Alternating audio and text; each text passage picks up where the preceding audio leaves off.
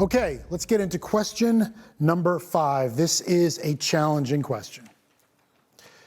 This asks the question, what do you believe? What do you believe? Beliefs are something believed or accepted as true, especially a particular tenet or a body of tenets accepted by a group of persons. What do you believe? Every single person has a belief system. You may say, I don't believe anything. Well, that's a belief. That's like there's no such thing as an atheist. Have you ever thought about that? An atheist believes they are God. So everybody has a core belief. The question is, what is it and how are we approaching it? Well, I believe that there are multiple areas of belief. I believe that there's a physical belief. What's a physical belief? Well, I can look at any chair. And as I look at a chair, I ask myself the question, that's a chair. Do I think that chair will support my weight? It's a physical belief. I make a determination, yes or no. The second one is an emotional belief. What's an emotional belief? It's what your mind tells you. So I'm going to run a marathon, and I'm 357 pounds, and I'm going to run 26 miles, and I ask myself this question, can I do it? Now, if he's smart, he's probably saying no. Or otherwise, on mile mark number 1.5, he will be lying flat. That's an emotional belief. Then there's a spiritual belief. What does your soul tell you? You know, who are you, your essence, an understanding of how you're wired and how you got here, where your heart is. What do you believe spiritually? Now, let me say this. Doubt is not the enemy of belief. Doubt is not the enemy of belief. Actually, far from it. Doubt is a friend of belief. You see, because you look at it through different lenses. So it's okay to doubt. It just depends on how you approach the situation. Because you see, beliefs shape you. They actually are at your core. So they're going to shape you. Whatever your belief system is basically telling you how to live your life because it's a belief system. Everybody has it. So think about this.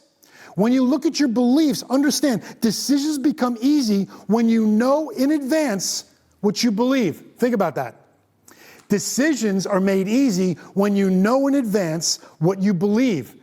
So all these challenging questions that come our way, what do I do? Do I go to the left? Do I go to the right? Or do I go center? Well, guess what? If you know what you believe, it makes the journey much, much easier. Your beliefs shape your potential determine your actions determine your results, and then your results shape your beliefs. At this point, do you believe really?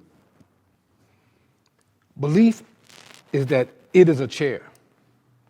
I use my senses and believe it has the potential to hold me if I sit in it. I then take action and trust it and sit down, the results of which determine whether my belief was accurate or not. So what we do is we take our belief system. We all have a belief system, and we put it through 5 elements. First, you have your belief.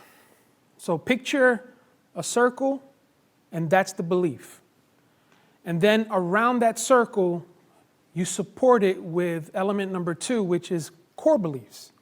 For example, if your belief is, I am not good enough, that's your belief. You have to support it with core beliefs. And those core beliefs can be something like, well, I always, don't finish what I start. Or my wife always tells me that I don't measure up. Or someone has always told me that I will never accomplish anything. Those are core beliefs that are supporting your belief. Then think of another ring, third element, which is your emotions. So you add feelings and emotion to your core beliefs to sustain your belief. And those emotions can be, frustration because you don't finish what you start. Or it could be disappointment. It could be anger because why do people see me this way? And all of this just keeps going on. And we're just talking about one belief. After the emotions, think about your fourth level, which is faith, and not the faith that we think about in church or religion. Faith meaning that you apply this belief specifically that this is the way it is, no matter what. And then finally, you add behavior. And that's where we get in trouble. You see, what I just described to you is what I call a false belief. In fact, I wrote a book about it entitled, I Said to Myself, False Beliefs That Don't Let Me Breathe.